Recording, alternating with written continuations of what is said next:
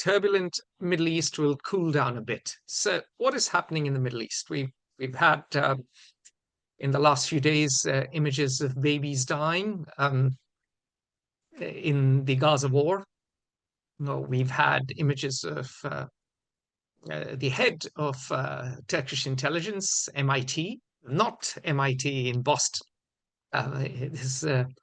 This is less famous MIT, but the head of MIT was, I guess, the first foreign person to get into Damascus, and he prayed. He was very quick to offer prayers at the Umayyad Mosque in Damascus. And of course, then the foreign minister who used to head MIT, the Turkish foreign minister, followed suit and was having coffee and taking in the sights of Damascus. Long story short, the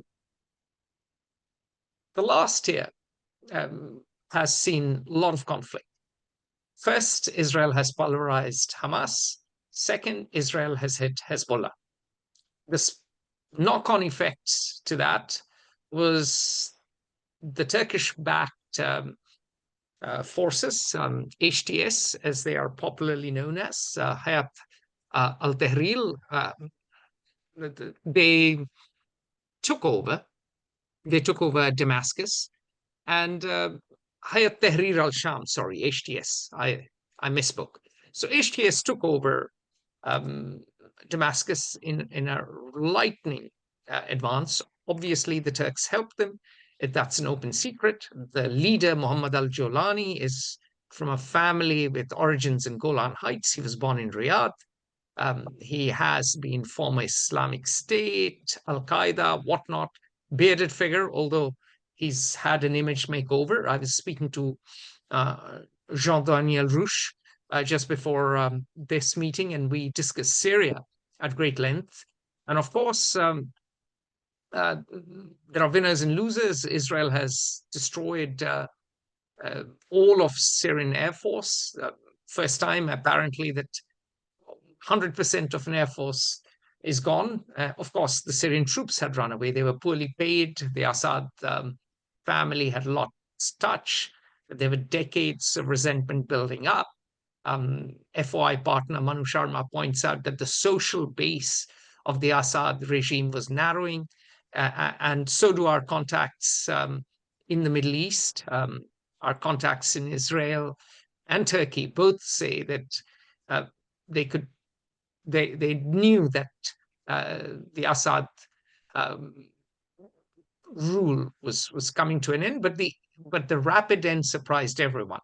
And so what has happened is Hezbollah's top leadership has been decapitated. The Israelis spent years in an intelligence operation involving pagers.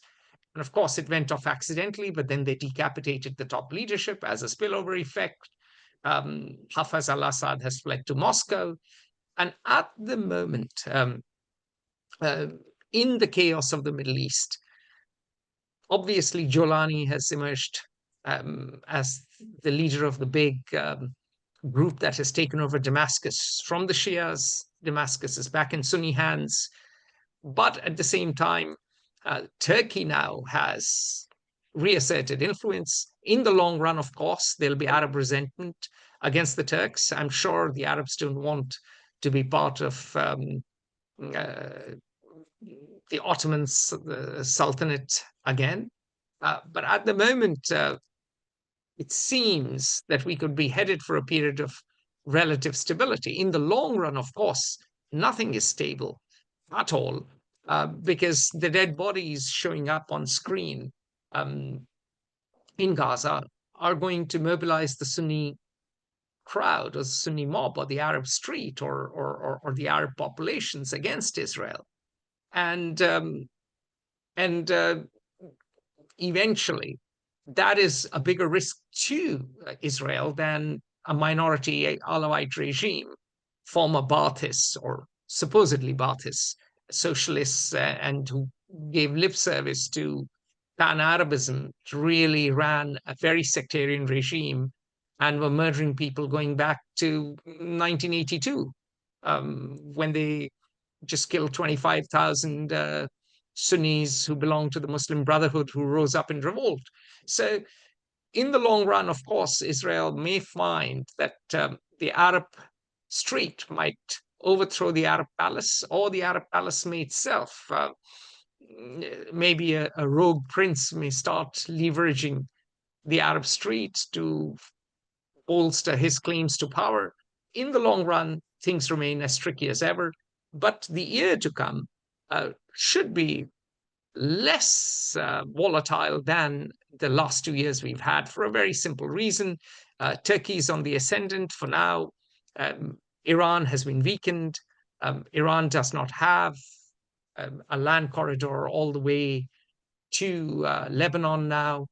Yes, it still has support amongst Iraqi Shias, but the Alawites are in the hills next to the Mediterranean Sea.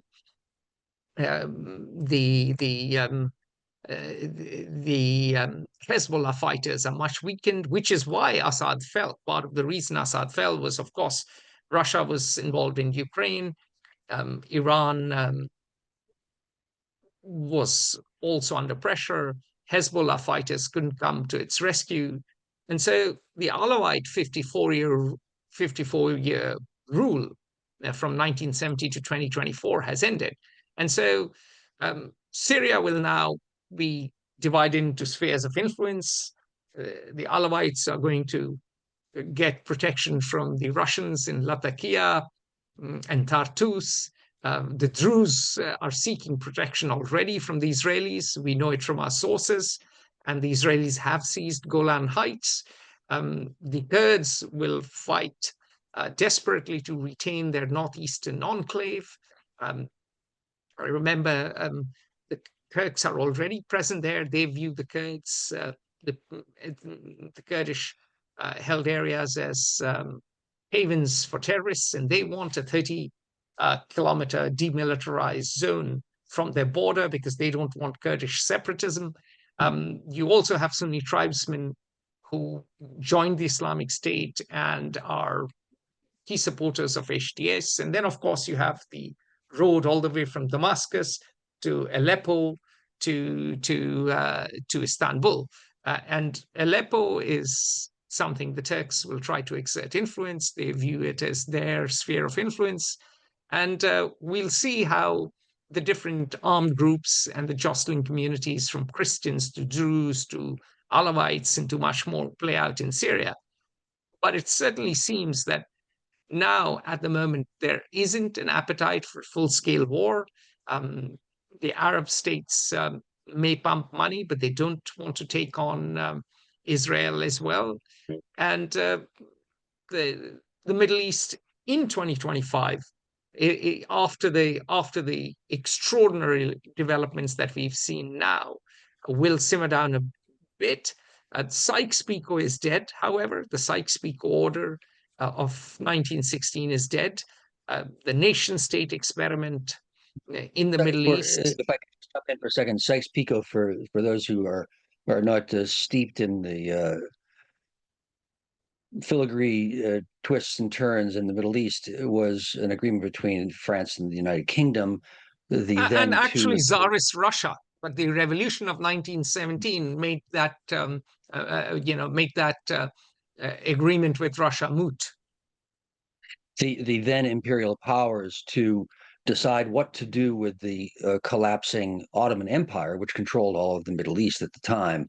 And the decision was to break it up into nation states, which were really mandates, given there is a formal, quote, mandate, which meant de facto colonial control, imperial control by France and Great Britain of the Middle East, Syria going to France and Palestine to Great Britain, et cetera, et cetera, et cetera. That artificial nation-state creation has collapsed now, is what Atul saying. Excellent, and basically, we will see that slow disintegration carry on, but don't expect as major fireworks as we saw over the last 2 years in the Middle East for this year, which moves us on to our fourth point. The Russia. I can't resist talking about the endless disasters of the Middle East for a moment. In a way, astoundingly, I think I might put a more rosy coloration slightly on the events even than you have, Atul.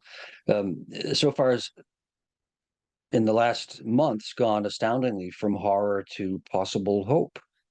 Um, the leader of the strongest faction that captured that pushed Assad out and has taken over Syria, or what passes for Syria, was a member of Al Qaeda and ISIS, but he has not been for a decade. And a sign of how he has changed in his actions and in his status is that although the United States considers his group a terrorist group, it's on the formal list of terrorist organizations in the United The States. US had a $10 million bounty on his head. The U.S. has moved to begun the process in behind the scenes to remove the group and him from the terrorist list.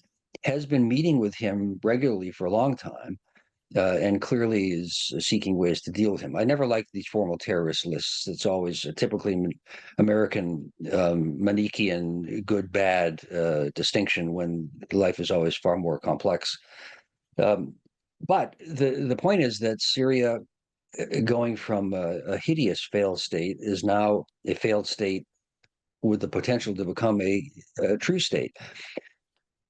I Why? disagree, Iran Glenn. is largely I sorry. disagree strongly. I think it cannot become a state because the Alawites are not going to submit to Jolani. And the Jolani's fighters are already asking women to uh, put their niqabs on, their veils on. There are no Oh, they minorities in have. Idlib.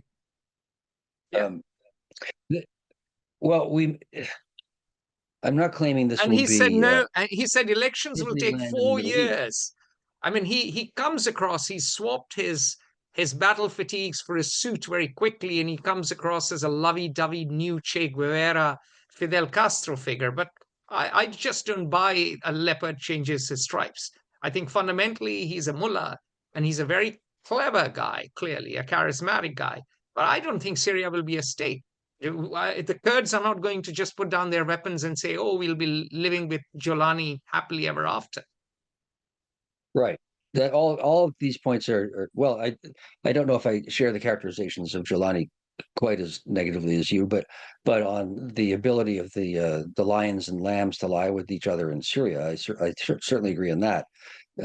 However, even if it reverts to a failed state, that will be the status quo ante. If it becomes some series of factions that aren't murdering each other indiscriminately, controlled by other powers or influenced by them, that would be a step forward even. Uh, the big change, why is all of this happening, is that Iran, through Hezbollah in Lebanon and Syria, has been its power has been decimated, more than decimated, largely um, eliminated for the moment in those two countries. And therefore, Turkey, Israel, and others in Jolani are able to move forward. I also think it's questionable whether Russia will retain a presence uh, in uh, in Syria. And even if they do, their influence has significantly declined. So big changes, most of which have been, relatively speaking, given what happens in the Middle East, positive. And I certainly agree with Atul that 2024 will be relatively quiescent compared to the past. Join the conversation at Fair Observer and subscribe to our YouTube channel.